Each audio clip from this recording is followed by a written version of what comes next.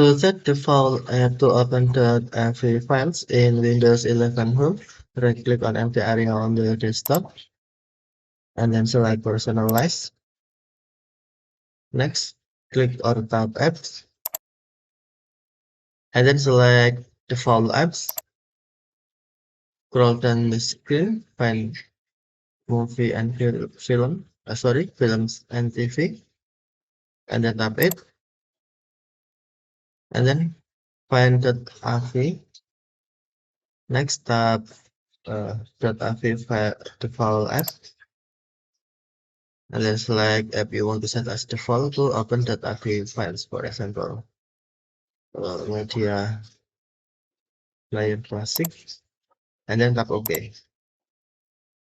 Now media player classic set as default app to open .avi files.